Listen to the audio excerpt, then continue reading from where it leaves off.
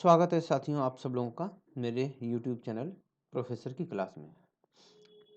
साथियों आज एक और टॉपिक हम करने वाले हैं। इससे लास्ट लेक्चर में हमने आदर्शवाद को समझा, यथार्थवाद को समझा, उदारवाद न उदारवाद को समझा और फिर उसके बाद व्यवस्था सिद्धांत को हमने समझा। अब उसी कड़ी में एक और उपागम आता है नव यथार्थवादी सिद्धांत या नव यथार्थवाद का सिद्धांत। तो दोस्तों ये भी बहुत इंपॉर्टेंट है, यहाँ से एक क्वेश्चन जरूर आता है। ये यथार्थवाद में जो है एक प्रकार से संशोधन करके और उसको उसके अंदर कुछ ऐड करता है, उसको जोड़ता है, उसको आगे बढ़ाता है। तो कोई भी सिद्धांत आता है समय के हिसाब से उसके अंदर कुछ परिवर्तन हो जाता है। यथार्थवाद आया, यथार्थवाद सिर्फ संघर्ष पे बल देता था, शक्ति पर और राष्ट्रीय हित पे ही बल देता था। लेकिन नव यथार्थवाद ने उसके अंदर कुछ चीज़ें जोड़ी, बताया कि भाई ऐसे नहीं, ऐसे भी ये चीज़ें होती हैं। तो वही चीज़ है, उसी कड़ी में ये एक कदम आगे है। 1980 के दशक में ये अपने पास आया और इसके जो विचारक थे केनेथ वॉल्टर्स। बहुत इंपॉर्टेंट नाम है, सीधा पूछ लिया जाता है।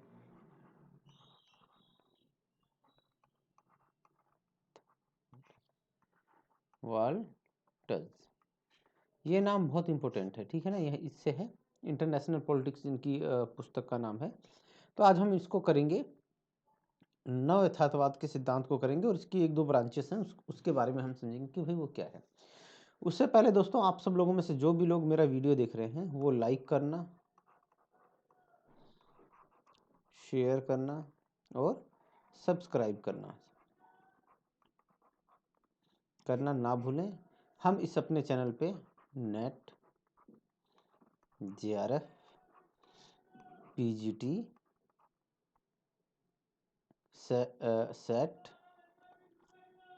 और अदर्स कॉम्पिटिटिव एग्ज़ाम है ना, कॉम्पिटिटिव एग्ज़ाम है, उनकी तैयारी करवाते हैं, ठीक है ना। तो और इसके अलावा जो एमए कर रहे हैं बच्चे, जो बीए ग्रेजुएशन कर रहे हैं, बीए में कर रहे हैं, ठीक है, पोल साइंस या पॉलिटिकल ऑनर्स है उनके पास, उनके लिए भी ये क्लास बहुत इंपॉर्टेंट है। तो आप जो लोग ये सारी चीज़ें तैयारी करना चाहते हैं या कर रहे हैं, तो आपके लिए ये वीडियो बहुत इंपॉर्टेंट है। आपके लिए मैं ये सारे लेक्चर्स आपका बना रहा हूँ। तो आप लोग इसको ध्यान से देखिए, लाइक कीजिए, शेयर कीजिए, ठीक है ना। और मैं ये भी कहना चाहूँगा साथियों, हमने एक छोटा सा टारगेट रखा है कि 5, ये पूरा का पूरा मैं इंटरनेशनल थ्योरी एंड रिलेशन, है ना, रिलेशन जो है ये मैं पूरा करवाऊंगा, है ना, पूरा कोर्स करवाऊंगा, पूरा कोर्स होगा। तो आप, हमारा क्या टारगेट होगा, हमारे यहाँ पे 500 प्लस सब्सक्राइबर का टारगेट है।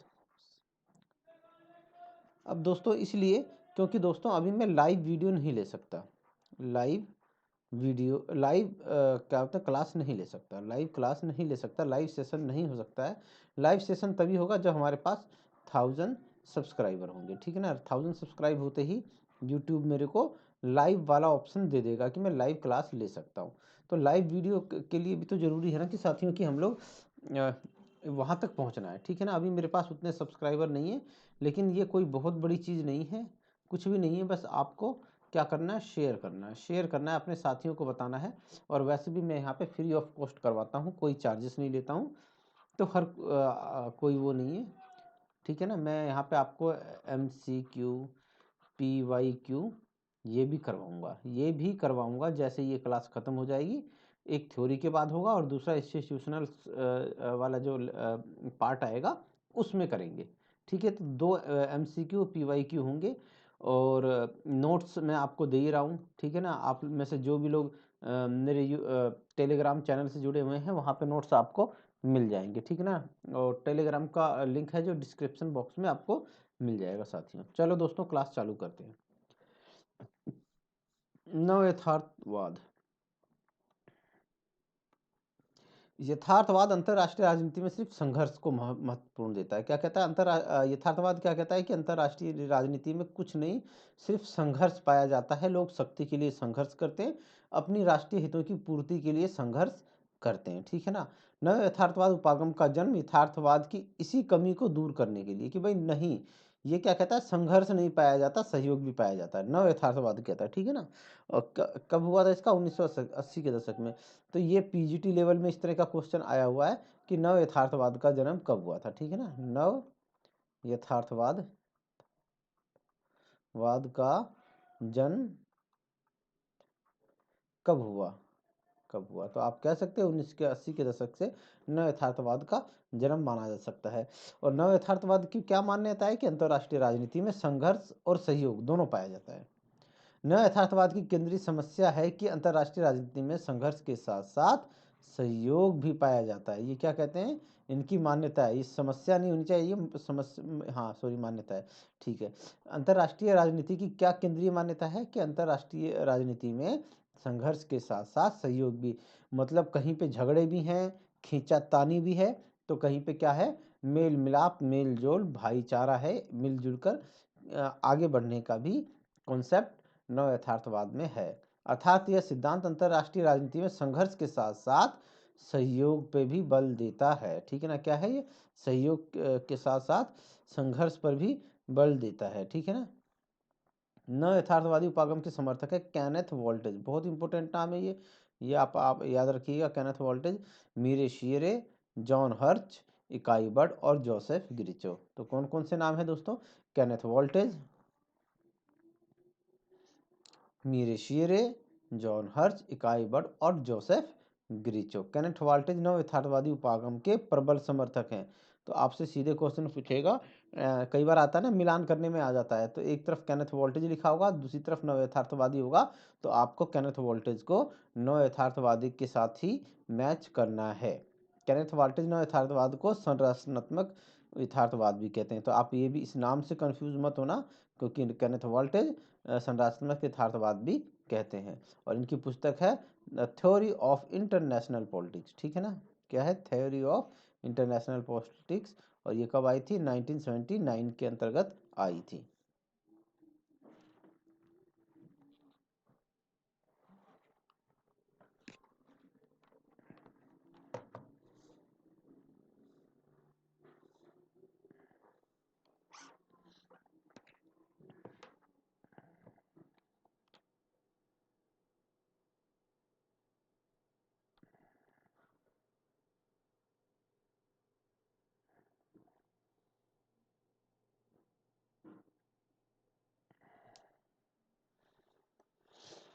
अब इसके बारे में पढ़ते हैं भाई, नव यथार्थवाद के बारे में थोड़ा सा डिटेल में। नव यथार्थवादी अंतर्राष्ट्रीय घटनाओं की व्याख्या अंतर्राष्ट्रीय व्यवस्था की संरचना के परिप्रेक्ष्य में करते हैं।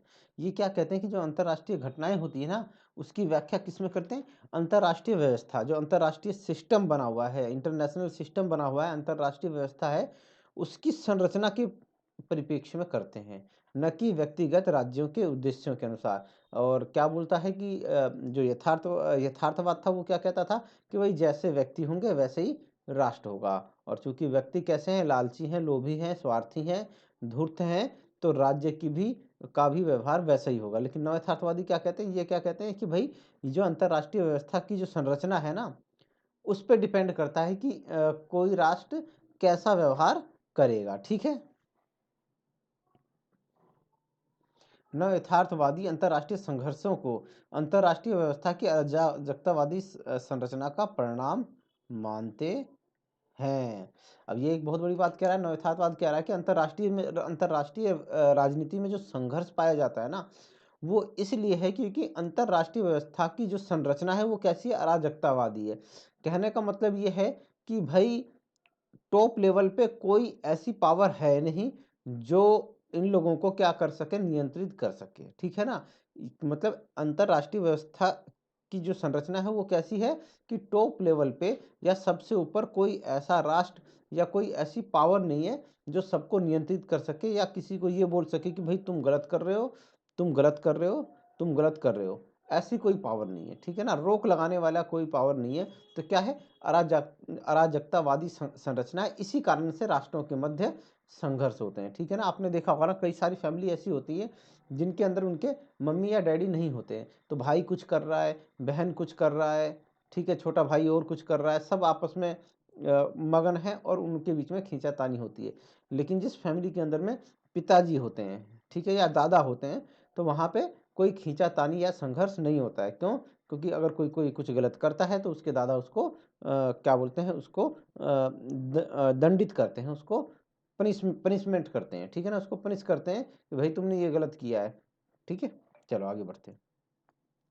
इनके अनुसार क्या है, विभिन्न राज्यों के मध्य संबंध कितने ही मैत्रीपूर्ण क्यों ना हो, उनमें कभी ना कभी मतभेद या संघर्ष उत्पन्न हो ही जाता है। अब दोस्तों ये तो अगर अगर टॉप लेवल पे अगर कोई पावर नहीं है तो कितनी भी कोशिश कर लो, कभी ना कभी कहीं ना कहीं मतभेद या संघर्ष उत्पन्न होगा ही होगा। ठीक है, केनेथ वोल्टेज का मत है कि अंतर्राष्ट्रीय व्यवस्था की संरचना का राज्यों के आचरण और व्यवहार पर प्रत्यक्ष प्रभाव पड़ता है। अभी जो अंतर्राष्ट्रीय व्यवस्था की संरचना है ना, टॉप लेवल पे जो व्यवस्था है ना, उसका राज्यों के आचरण और व्यवहार पर फर्क पड़ेगा। कैसे पड़ेगा साथियों?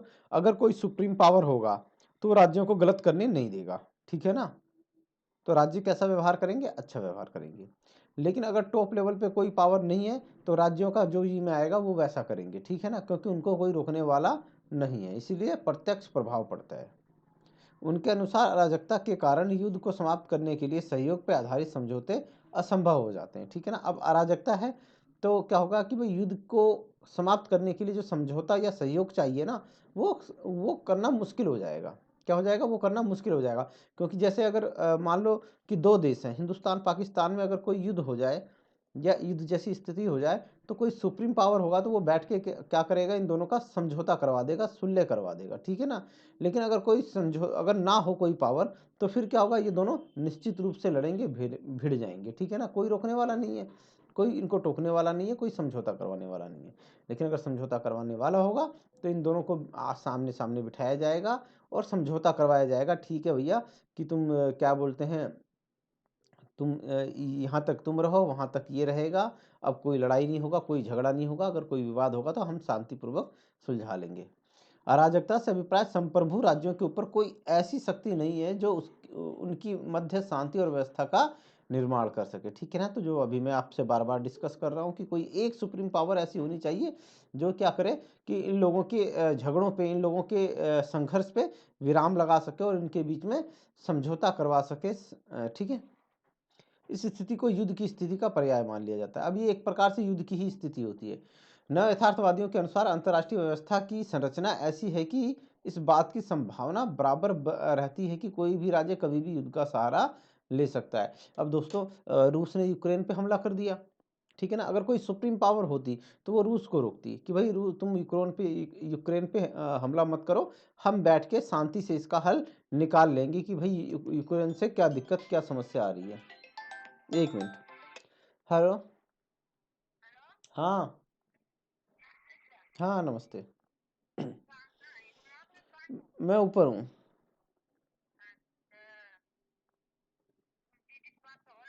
नहीं नहीं, अभी नहीं हो पाएगी।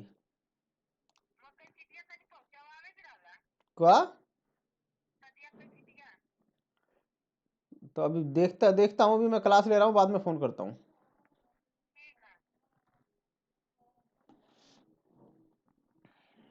दूसरे शब्दों में समझें तो अंतर्राष्ट्रीय व्यवस्था की संरचना ऐसी है कि राज्यों के नेतागण शांति के कितने भी इच्छुक क्यों ना हो, यह व्यवस्था राज्यों को युद्ध के लिए प्रेरित करेगी। अब भाई नेतागण जो है ना, शांति की कितने भी प्रयास ना करें, कितनी भी कोशिश करें, ये व्यवस्था ही ऐसी है कि युद्ध के लिए प्रेरित कर देगी, ठीक है ना। क्योंकि अब जैसे क्या बोलते हैं, युद्ध करना तो रूस भी नहीं चाहता था, युद्ध करना यूक्रेन भी नहीं चाहता था, कोई भी दोनों देशों में से युद्ध करना नहीं चाहता, युद्ध किसी को प्यारा नहीं है। लेकिन कोई टॉप लेवल पे नहीं है जो इनके बीच में समझौता करवा दे, ठीक है ना।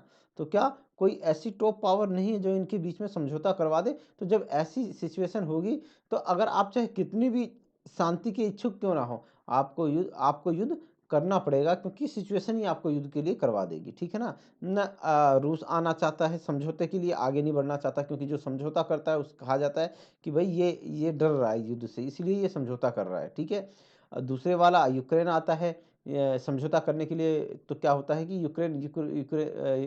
पूरे वर्ल्ड में ये मैसेज जाएगा कि यूक्रेन तो रूस से डर गया और इसलिए वो समझौता कर रहा है। तो समझौता तो दोनों चाहते हैं, शांति दोनों चाहते हैं, लेकिन कोई आगे आना नहीं चाहता। और ऐसी कोई तीसरी संरचना विश्व सरकार है ही नहीं है जो इन दोनों के बीच में समझौता करवा दे। तो क्या होगा, ना चाहते हुए भी युद्ध निश्चित होगा। अब इसके 3 शाखाएं हैं नव यथार्थवाद की। एक है संरचनात्मक यथार्थवाद, केनेथ वोल्टेज वाली, आक्रामक यथार्थवाद, और एक है सुरक्षात्मक यथार्थवाद। तो हम तीनों को थोड़ा थोड़ा सा पढ़ेंगे, इसमें ज़्यादा है नहीं कुछ पढ़ने के लिए। केनेथ वोल्टेज, अब जब हम भी संरचनात्मक पढ़ेंगे तो केनेथ वोल्टेज को ही पढ़ेंगे, ठीक है। केनेथ वोल्टेज के अनुसार संरचनात्मक यथार्थवाद की विशेषताएं निम्नलिखित हैं। अंतरराष्ट्रीय राजनीति में सहयोग व संघर्ष पाया जाता है, परंतु सहयोग अधिक है, ऐसा ये कहते हैं, ठीक है। कुछ किताबों में ये लिखा है कि सहयोग अधिक पाया जाता है, और कुछ किताबों में लिखा है कि भाई अंतरराष्ट्रीय राजनीति में संघर्ष दोनों पाया जाता है, संघर्ष अधिक पाया जाता है। तो कोई बात नहीं, कभी इस तरह का क्वेश्चन आता नहीं है कि मतलब क्या अधिक पाया जाता है, ठीक है ना। वो ये सीधे पूछेगा कि मिलान करना आएगा। जैसे क्वेश्चन मैं आपको बताता हूँ किस तरह का क्वेश्चन आ सकता है।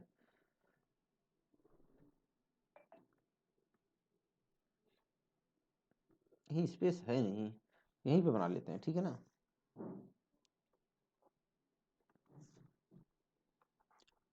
नव यथार्थवाद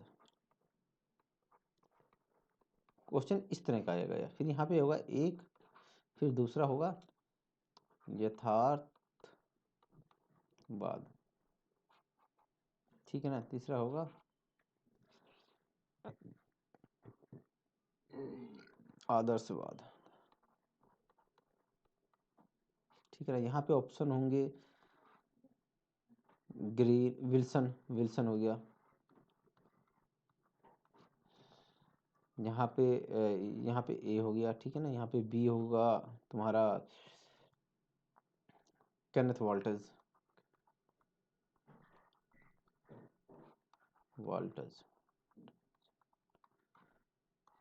यहाँ पे सी में दे देगा आपको मार्गेंथाउ, ऐसे ऑप्शन दे देगा। अब आपको क्या करना होगा, इसमें मिलाना होगा। तो क्वेश्चन इसी तरह का ही आता है। नव यथार्थवाद केनेथ वोल्टेज से हो गया, यथार्थवाद मार्गेंथाउ से हो गया, आदर्शवाद विल्सन से हो गया, ठीक है ना। इस तरह से क्वेश्चन इस तरह से बनेगा। एक ही क्वेश्चन में आपसे 3 या चौथा ऑप्शन भी दे देगा आपको, ठीक है ना, चौथा ऑप्शन भी दे देगा।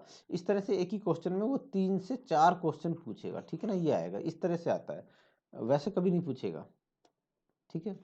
अंतरराष्ट्रीय राजनीति अराजकतावादी है। क्या है दोस्तों, अंतरराष्ट्रीय राजनीति अराजकतावादी है क्योंकि अंतरराष्ट्रीय स्तर पर कोई सत्ता का केंद्र नहीं पाया जाता। कोटेशन से दे देगा, निम्नलिखित में कौन सा संरचनात्मक यथार्थवाद की विशेषता नहीं है, ठीक है ना। क्या क्वेश्चन दे देगा, निम्नलिखित में से कौन सी नव यथार्थवाद, कौन सी या सा, ठीक है ना, यथार्थवाद की विशेषता नहीं है, ठीक है ना, नहीं है, ऐसे करेगा। और आप एक आधा इसके अंदर यथार्थवाद वाला घुसा देगा। क्या, इसमें एक आधा लाइन यथार्थवाद वाली घुसा देगा। तो आपको ये ध्यान रखना है कि भाई नव यथार्थवाद और यथार्थवाद की क्या क्या मान्यताएं हैं या क्या क्या विशेषताएं हैं, ठीक है। तो क्या था, अंतरराष्ट्रीय राजनीति में अराजकतावादी है क्योंकि अंतरराष्ट्रीय स्तर पर कोई सत्ता का केंद्र नहीं पाया जाता। पहले में क्या कह रहा है, सहयोग और संघर्ष पाया जाता है, ठीक है ना। तो संघर्ष यथार्थवाद में भी पाया जाता है और नव यथार्थवाद में भी नव यथार्थवाद में दोनों पाए जाते हैं, सहयोग भी है और संघर्ष भी है। कैनेथ, अब देखो दोस्तों, एक्चुअली ये जब 1980 के 1979 के अंदर में ये कैनेथ वोल्टेज की पुस्तक आई थी, the theory of international politics I थी। तो दोस्तों क्या था कि उस समय तक बहुत सारी संरचनाएं जो थी ना, आपका क्या बोलते हैं, जब इन्होंने लिखी थी पॉलिटिक्स एमंग नेशन, है ना, आपका मार्गेंथाउ की जब पुस्तक आई थी, तो उस समय क्या था कि जो टॉप लेवल पे किसी पावरफुल संस्था का अभाव था और उस समय बहुत ज़्यादा संघर्ष देखा गया था, ठीक है। लेकिन जब तक केनेथ वोल्टेज के टाइम तक आते आते बहुत सारी संस्थाएं भी आ गई, तो क्या हो गया, बहुत ज़्यादा सहयोग भी होने लगा राष्ट्रों के मध्य, बहुत सारी विवाद जो संघर्ष जो थे वो सहयोग के माध्यम से सुलझा लिए गए थे। तो जब केनेथ वोल्टेज ने अपना यथार्थवादी उपागम दिया, तो इन्होंने कहा कि भाई सहयोग और संघर्ष दोनों पाया जाता है, ठीक है ना? क्योंकि इनके टाइम में संघर्ष और सहयोग दोनों था। लेकिन जब मॉर्गनथाउ ने दिया था उस समय क्या था, टोटल संघर्ष था। द्वितीय विश्व युद्ध के बाद के बाद ही, जस्ट बाद ही उनकी पुस्तक लिखी गई थी, ठीक है? शीत युद्ध अपने चरम पे था, तो क्या था, अंतरराष्ट्रीय राजनीति में उन्होंने सिर्फ संघर्ष देखा, तो इसी वजह से वो संघर्ष पे अधिक बल देते हैं, ठीक है? केनेथ वोल्टेज, आप इनको ना, इनका जब जिस टाइम में इनकी पुस्तकें लिखी गई हैं ना, उस समय अंतरराष्ट्रीय माहौल कैसा था, वो भी बहुत कुछ आपको समझने में हेल्प करता है, क्योंकि जैसी वहाँ की स्थिति होगी, जैसी सिचुएशन होगी, वैसे ही उसी वही प्रभाव उसके लेखक के, राइटर के ऊपर पड़ता है, ठीक है? और वो उसी तरह का ही लिखता है, ठीक है? Current water structure of international system का समर्थन करता है, ठीक है ना? क्या स्ट्रक्चर ऑफ इंटरनेशनल सिस्टम, जिसमें कहता है कि अंतरराष्ट्रीय राजनीति में महाशक्तियों की संख्या और उनकी भूमिका का अध्ययन करना चाहिए, ठीक है? अर्थात ये देखना चाहिए कि अंतरराष्ट्रीय राजनीति एक ध्रुवीय है, द्विध्रुवीय या बहुध्रुवीय है। तो इनके केनेथ वोल्टेज के टाइम पे क्या थी, द्विध्रुवीय थी, ठीक है ना? दो ध्रुव थे, आपका एक सोवियत संघ था और आपका यूएसए था, ठीक है? केनेथ वोल्टेज के अनुसार राष्ट्र वर्तमान क्षमता के स्थान पर संभावित क्षमता के आधार पर निर्णय लेते हैं तो सबसे बदतर स्थिति में पहुंच जाते हैं। केनेथ वोल्टेज अपनी पुस्तक थ्री इमेजेस और इंटरनेशनल पॉलिटिक्स 1959 में लिखता है कि अंतरराष्ट्रीय राजनीति का निर्धारण तीन कारक करते हैं, मैन, स्टेट, वॉर। इसे MSW थ्योरी भी कहते हैं। तो ये याद रख लेना कि पीजीटी वालों के लिए बहुत इंपॉर्टेंट है। पीजीटी और DSSB वगैरह के जो एग्जाम आते हैं, टीजीटी, है ना, इनके लिए बहुत इंपॉर्टेंट है। यहाँ से ये पूछ सकता है MSW थ्योरी किससे संबंधित है। अब ये एक है आक्रामक यथार्थवाद। अब इन यथार्थवादी को अंतरराष्ट्रीय राजनीति में संघर्ष अधिक पाया जाता है, ठीक है ना? ये ब्रांचेस ही हैं उसकी। क्या अंतरराष्ट्रीय राजनीति में संघर्ष अधिक पाया जाता है? आक्रामक यथार्थवादियों का कहना है कि अंतरराष्ट्रीय राजनीति में संघर्ष अनिवार्य है, ठीक है ना, जरूरी है, और नेतृत्व को विस्तारवादी शक्तियों से सदैव सतर्क रहना चाहिए। और इसके समर्थक कौन है? मियरे शियरे, ठीक है ना? तो ये आक्रामक यथार्थवाद से किसका संबंध है? मियरे शियरे के यथार्थवाद है। किससे संबंध है इसका? मियरे शियरे से। यहाँ से अक्सर मिलाने वाला क्वेश्चन जरूर आता है, ठीक है ना? उसके बाद सुरक्षात्मक यथार्थवादी, युद्ध के भी ये जो सुरक्षात्मक यथार्थवादी थे, ये युद्ध के भीषण परिणामों से अवगत थे। इन्होंने देखा था भाई हिरोशिमा और नागासाकी का क्या हाल हुआ था, ठीक है ना? और कितने ही लाखों बेगुनाह मारे गए थे, लाखों सैनिक मारे गए थे द्वितीय विश्व युद्ध के अंतर्गत। यूरोप का तो वो हाल हो गया था कि मतलब वहां पे कई साल पीछे चला गया था। वहां पे क्या जरूरत थी, आर्थिक और सामाजिक और विकास करने की जरूरत तक पड़ गई थी, ठीक है ना? तो उनका मत था कि युद्ध सदा समाज के तर्कहीन वर्गों की गतिविधियों और उनकी सोच का परिणाम है। ये कहते हैं कि भाई ये जो युद्ध है ना, ये वो लोग करते हैं जो समाज में तर्कहीन होते हैं, जो तर्क नहीं लगाते हैं, जिनके पास बौद्धिक सोचने समझने की क्षमता नहीं होती, दूरदर्शिता नहीं होती है।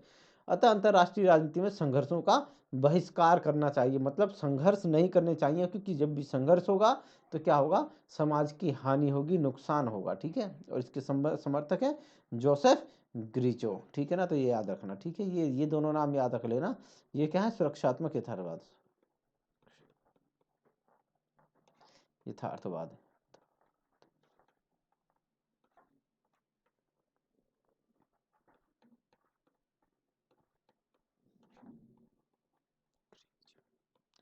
तो ये दो चीज मैंने आपको समझाई। ये वाला लेक्चर थोड़ा छोटा था, वो काफ़ी छोटा था, तो मैं एक और सेम डे पे एक और लेक्चर शेड्यूल कर दूंगा, है ना? कम से कम एक डेढ़ घंटा ना पढ़ाओ तो अच्छा नहीं लगता है, मज़ा नहीं आता है। तो मैं एक और कर दूंगा। लेकिन दोस्तों ज़्यादा से ज़्यादा लाइक कीजिए, शेयर कीजिए, सब्सक्राइब कीजिए, ठीक है ना?